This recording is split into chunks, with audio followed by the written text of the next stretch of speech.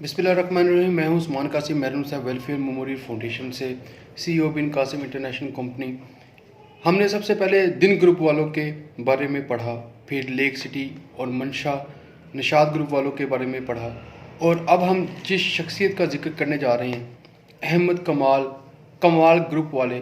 انہوں نے بھی پاکستان کی تاریخ کے اندر ایک اہم کردار ادا کیا اور بے شمار انڈسٹریز کے جال بچھائے.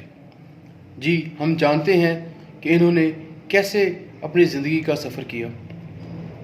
ہجرت میں برکت ہے.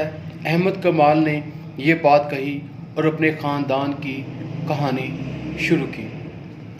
ہمارے جدہ امجد کا نام بابا سلطان ہے، جو پانی پت سے چنیوٹ پہنچے. چنیوٹ ان دنوں دریائے چناب کے کنارے ایک تجارتی مرکز تھا، جس کی اہمیت کے پیش نظر بہت سے کاروباری گھرانے وہاں چلے آئے. ان میں سے کچھ مسلمان تھے اور کچھ ہندو. چنیوٹی شیخ برادری انہی نو مسلم تاجروں پر مشتمل ہے جو چنیوٹ میں مستقل آباد ہو گئے. بابا سلطان نے رنجیت سنگھ کی یلغار پر بہادری سے شہر کی حفاظت کی. شہر تو رنجیت سنگھ نے فتح کر لیا، لیکن اس کی بہادری کی وجہ سے بابا سلطان سے اس کی دوستی کا آغاز ہو گیا. بابا سلطان بنیادی طور پر تاجر تھے، لیکن انہیں رنجیت سنگھ کی طرف سے کچھ زمینیں بھی مل گئیں. ان کے بیٹے عبدالرحیم اور عبدالرحیم کے بیٹے غوث بخش اور ان کے بیٹے میاں احمد دین تھے. یہ سب علاقے کے بڑے ذمہ دار تھے، لیکن وقت کے ساتھ ساتھ زمینیں ختم ہوئیں اور ان کی اولاد کو مالی مشکلات کا سامنا کرنا پڑا، جس کی وجہ سے احمد دین کے بیٹے محمد یوسف نے چنیوٹ چھوڑ کر باہر جانے کا فیصلہ کیا. میاں محمد یوسف میرے دادا تھے اور وہ اپنے بھائی محمد نذیر کی دعوت پر کام کی تلاش میں کلکتہ پہنچ گئے.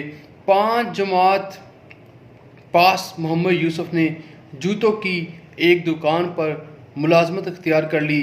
بڑے بھائی میاں نذیر احمد کی وفات پر گھر کا سارا بوجھ محمد یوسف کو اٹھانا پڑا. محنت ان کی دیرینہ عادت تھی. سارا دن دکان پر کام کرتے اور رات کو ہتھ ریڑھی پر کپڑا یا دیگر سامان کے نقل و حمل کا کام کرتے. یوں چنیوٹ میں ایک بڑے خاندان کی گزر بسر ہوئی. کچھ دیر کے بعد انہوں نے اپنے چھوٹے بھائی میاں محمد انور کو جو میرے نانا بھی تھے کلکتہ بلایا اور اسی دکان میں کام سکھانا شروع کر دیا. وہ خود ملازم تھے. انہوں نے دکان کے مالک سے کہا، میرے بھائی نوکری نہیں کرے گا، صرف کاروبار کے گر سیکھے گا، کیونکہ میں نہیں چاہتا کہ وہ میری طرح ملازمت کرے. دکان کے مالک نے کام سیکھنے کی اجازت دی. میرے دادا کو علم تھا کہ اصل ترقی نوکری میں نہیں کاروبار میں ہے، اور ان سب کو ایک روز کاروبار ہی کرنا ہے. محمد یوسف محمد انور چنیوٹ کے دوسرے لوگوں کی طرح مل جل کر ایک کوٹھی میں رہتے. میاں یوسف رات کو کھانا نہ کھاتے. محمد انور نے اپنے ساتھیوں سے پوچھا کہ بھائی یوسف کھانا کھانے سے پرہیز کیوں کرتے ہیں؟ ان ساتھیوں نے بتایا، تمہارے آنے کے بعد انہوں نے ایک وقت کا کھانا کھانا بند کر دیا ہے کہ ان کے بقول وہ 2 کھانوں کی ادائیگی نہیں کر سکتے. آپ اندازہ کر سکتے ہیں کہ وہ احسار کے کس مقام پر تھے.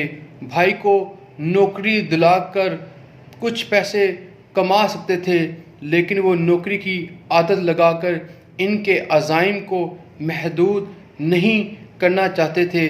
1940 تک ان کے 2 اور بھائی ان کے پاس پہنچ گئے۔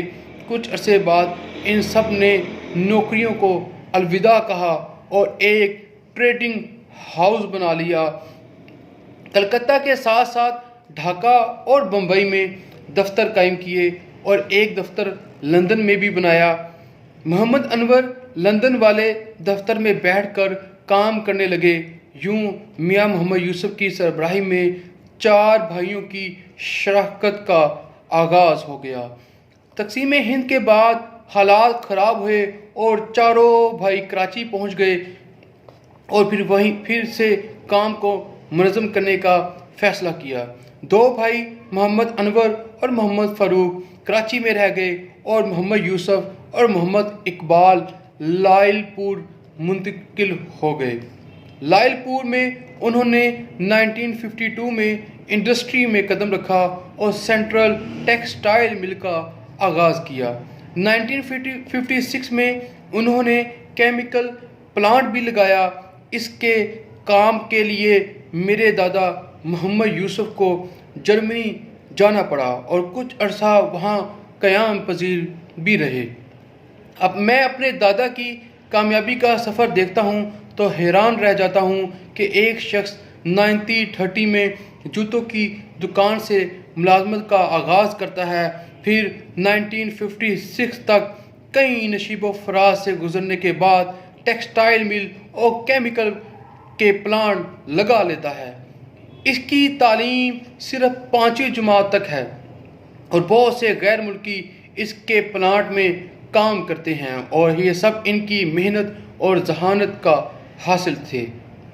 اسی عرصے کے دوران پاکستانی کرنسی کی قدر میں کمی کی وجہ سے بینک سے لیا ہوا قرض 2 گنا ہو گیا۔ چاروں بھائیوں نے فیصلہ کیا کہ کاروبار کو وسعت دینے یا گروتھ میں جانے سے پہلے قرضہ اتاریں گے اور یہ بھی کہ آئندہ قرض سے کاروبار نہیں کریں گے۔ یوں اگلے 40 سال تک ہمارے بزرگوں نے کہیں سے کوئی قرضہ نہیں لیا، جو کاروبار بھی کیا اپنے وسائل اور اپنے زور بازو پہ کیا۔ یہ دراصل ایک اسٹریٹجک ڈیسیژن تھا۔ گروتھ کی ایک اہمیت ضرور ہے، لیکن چادر دیکھ کر پھیلانے کا اصول بھی اتنا ہی ضروری ہے۔ اسی دوران دادا نے اپنے بھائیوں سے الگ ہونے کا فیصلہ کیا۔ علیحدگی کے اس فیصلے کی اہم وجہ یہ بھی تھی کہ یہ لوگ باہمی محبت کے باوجود مشترکہ کاروبار کے اصول نہ بنا سکیں۔ تاہم علیحدگی کا یہ فیصلہ انتہائی خوش اسلوبی اور محبت سے ہوا۔ میرے والد کمال یوسف اور ان کے 2 بھائی وقار یوسف اور نوید یوسف مل کر اس سر نو کاروبار کی ایک نئی منزل کی طرف روانہ ہوئے۔ 1965 سے لے کر 1982 تک کاروبار میں آہستہ آہستہ اضافہ ہوتا رہا اور 1982 میں میرے والد اور چچا نے بھی ایک دوسرے سے الگ ہونے کا فیصلہ کیا۔ اسی محبت کے ساتھ جو ہمارے بزرگوں کا خاصہ تھا، علیحدگی کا یہ مرحلہ اس تجربے سے بہتر تھا جو میرے دادا اور ان کے بھائیوں کی علیحدگی کے وقت ہوا۔ یہ بہتری اس لیے آئی کہ پہلی نسل کے تجربوں کے بعد دوسری نسل نے جو کچھ نظام بنا لیے تھے، جس کی وجہ سے کاروبار میں گروتھ تو ہوئی، لیکن شراکت کے خاتمے کے وقت جھگڑوں اور شکر رنجی کی نوبت نہ آنے پائے۔ کاروبار میں پارٹنرشپ بہت اہم ہوتی ہے۔ پارٹنرشپ کب تک نبھانی ہے اور پھر کب اسے خیر آباد کر کے انفرادی طور پر کام شروع کرنا ہے، یہ بے حد اہم فیصلہ ہے۔ وقت سے پہلے پارٹنرشپ ختم کرنا کاروبار کے لیے نقصان دہ ہو سکتا ہے، لیکن محض رشتوں کو نبھانے کے لیے پارٹنرشپ پر اصرار کرنا اس سے بھی زیادہ نقصان دہ ہے۔ وقت کے ساتھ رشتے کمزور پڑتے ہیں اور اختلافات میں بھی اضافہ ہوتا رہتا ہے۔ میں سمجھتا ہوں کہ پارٹنرشپ کے طلسم سے نکلنا اور اس بات کا شعور رکھنا کہ کب نکلا جائے بے حد اہم ہے۔ ہم سب اچھے دوست یا بھائی تو ہیں، لیکن ضروری نہیں کہ ہر اچھا بھائی یا اچھا دوست اچھا پارٹنر بھی ہو۔ کاروبار میں جذباتی وابستگی پر نہیں، معروضی حقائق پر فیصلے ہوتے ہیں۔ ٹاٹا اور برلا اس لیے آگے بڑھ گئے کہ انہوں نے مل جل کر رہنے کے نظام بنا لیے اور ہم یہ نظام نہیں بنا سکے۔ مجھے اپنے دادا اور والد سے بہت کچھ سیکھنے کو ملا۔ دادا کا 1994 میں انتقال ہوا۔ انہوں نے 1930 میں اپنی زندگی کا آغاز کیا تھا، لیکن وہ جدید سوچ رکھنے والے ذہین انسان تھے۔ وہ تبدیلی کے قائل تھے۔ ہر روز صبح 5 بجے اٹھتے، نماز ادا کرتے، پھر قرآن پاک پڑھتے، باقاعدگی سے BBC کی خبریں سنتے۔ غور و فکر کی عادت نے انہیں بہت سمجھ بوجھ عطا کر دی تھی۔ انہوں نے زندگی میں کئی طرح کے مشکل مراحل دیکھے۔ کبھی کبھار وہ کہتے تھے کہ میں زیادہ پڑھا لکھا نہیں، شاید اس لیے کامیاب تاجر بن گیا۔ اگر زیادہ پڑھ لکھ جاتا تو کوئی اچھی ملازمت ڈھونڈ لیتا یا کسی دکان پر منشی ہوتا۔ گویا کامیابی کا امکان نوکری سے زیادہ اپنے کام میں ہے۔ کاروبار جمود کا نام نہیں۔ اگر مصوری یا سنگ تراشی ایک آرٹ ہے تو کاروبار بھی ایک آرٹ ہے۔ کاروبار میں ہمیشہ 2 جمع 2 نہیں ہوتا۔ کاروبار میں ارینجمنٹ آف ریسورس کا نام ہے، اور کاروبار کرنے والے کا اصل کام ہی ریسورس کو اکٹھا کرنا ہے۔ لوگ، کاریگر، پیسہ، ساز و سامان، ٹیکنالوجی، باہمی تعلقات اور سسٹم، یہ سب ریسورس ہی ہیں۔ میں کسی بیرونی یونیورسٹی سے نہیں پڑھا، فیصلہ آباد کے ایک کالج سے گریجویشن کی، لیکن یہ سارے اصول میں نے اپنے دادا، والد اور خود اپنے تجربے سے سیکھے۔ میری زندگی کے کچھ اصول تھے: کاروبار میں تنوع، مسلسل تغیر اور مطابقت پذیری، جدید مہارتوں سے استفادہ، بروقت فیصلہ سازی، کامیاب پیش روؤں کے تجربات سے استفادہ، چادر دیکھ کر پھیلانا، ساجھے داری میں اہم لمحات کی شناخت۔ چنوٹی شیخ کی کمیونٹی کی ایک خوبی یہ بھی ہے کہ ترقی کرتے ہوئے ہم احساس برتری کا شکار نہیں ہوتے۔ ہمارے سامنے کوئی بڑا چنوٹی انٹرپرینیور ایک ماڈل کی طرح کھڑا ہوتا ہے، اس کے برابر پہنچتے ہیں تو ایک اور بڑا چنوٹی بزنس مین نظر آتا ہے، اس تک پہنچتے ہیں تو پھر ایک اور شخص نظر آتا ہے۔ یہ باہمی مقابلہ منفی نہیں ہوتا، بلکہ ایک طرح کی انسپائریشن بن جاتا ہے۔ میں نے دیکھا ہے کہ کچھ لوگ جب کاروبار میں کامیاب ہوتے ہیں تو یہ کامیابی ان کے دماغ کو چڑھ جاتی ہے اور وہ غریب رشتہ داروں کو مرعوب کرنے کے لیے دولت ضائع کرنا شروع کر دیتے ہیں، اور یہی وجہ ان کے زوال کی بھی باعث بنتی ہے۔ چنوٹی شیخ برادری کی کہانی بڑی دلچسپ ہے۔ معمولی کام، دکانداری اور اڑاہٹ سے بڑی انڈسٹری اور تجارت۔ ہم نے بزرگوں سے سنا کہ ہماری کامیابی کی 4 خصوصیات ہی اہم ہیں۔ نمبر 1، ہجرت اور سفر، محنت اور ذہانت، نمود و نمائش سے پرہیز، کفایت شعاری اور وسائل کا درست استعمال۔ میں نے والد صاحب سے ایک اور نصیحت بھی سنی۔ وہ کہتے تھے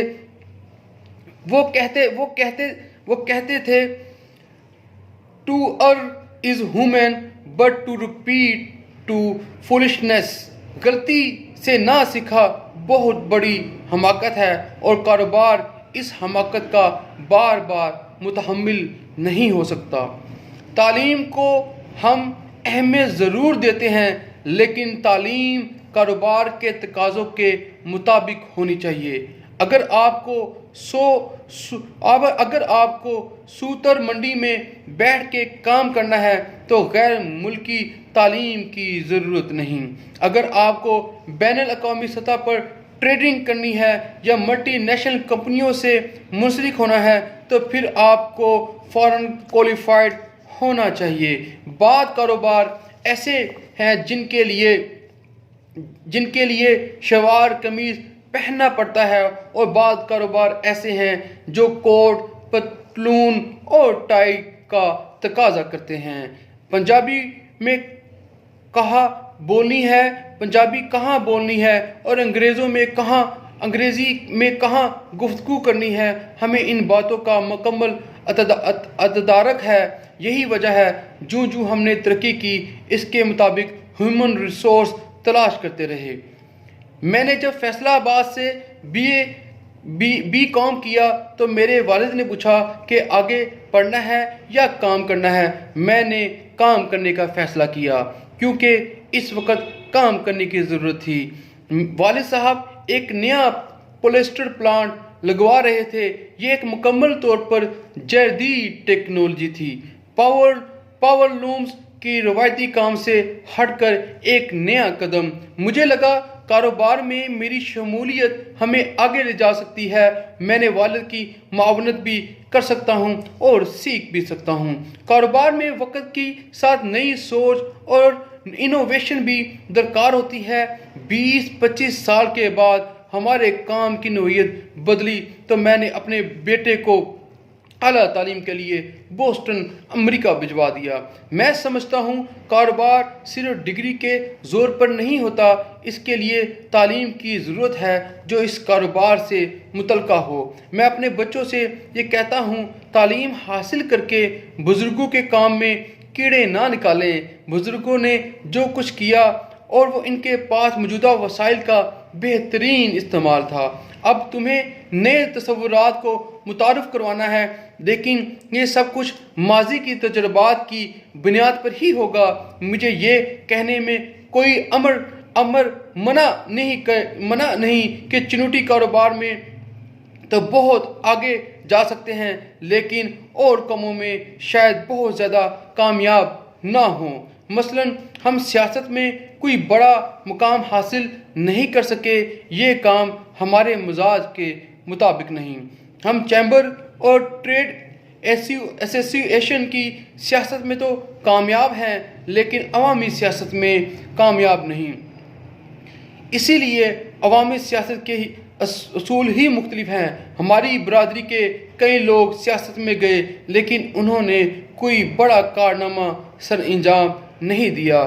فلاحی کاموں سے البتہ ہم منسلک ہیں۔ ہماری برادری، ہمارے اپنے بزرگوں نے اللہ کی راہ میں بہت کچھ دیا۔ ایک اور اہم بات کاروبار کے تسلسل کے بارے میں بھی ہے۔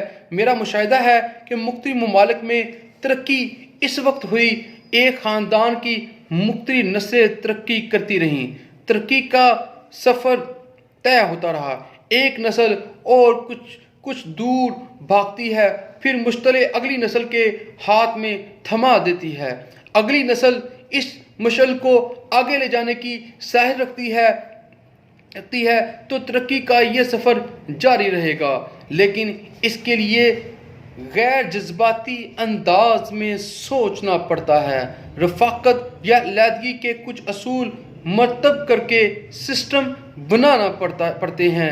چنیور برادری میں والد اپنے بیٹے کو اپنی زندگی میں ہی اپنی کرسی پر بٹھا دیتا ہے اور ساتھ ہی سارا فن اور ہنر بھی سکھلا دیتا ہے، اسے مکمل رہنمائی بھی دیتا ہے۔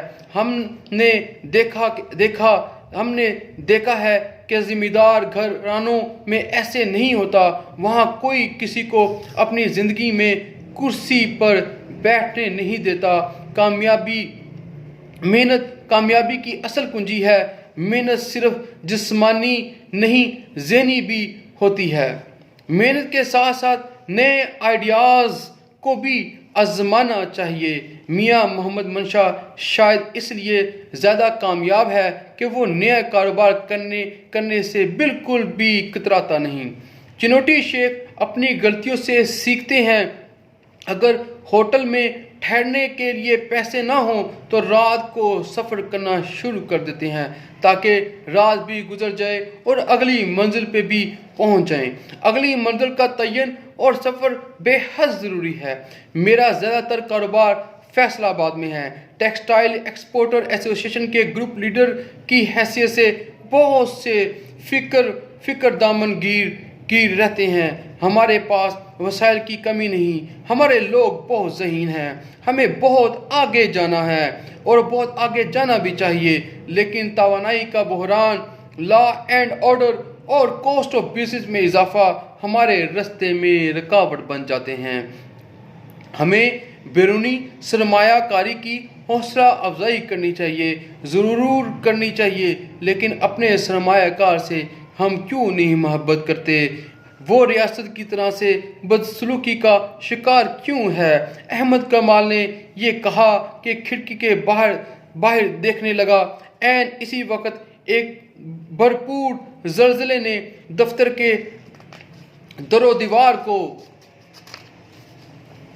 ہلا کر رکھ دیا۔ لوگ باہر بھاگے، لیکن احمد کمال خاموشی سے باہر دیکھتا رہا۔ اس کے چہرے پہ خوف کے کوئی آثار نہ تھے، پرسکون اور پرمطمئن۔ شاید وہ اگلی منزل کے خواب دیکھ رہا تھا۔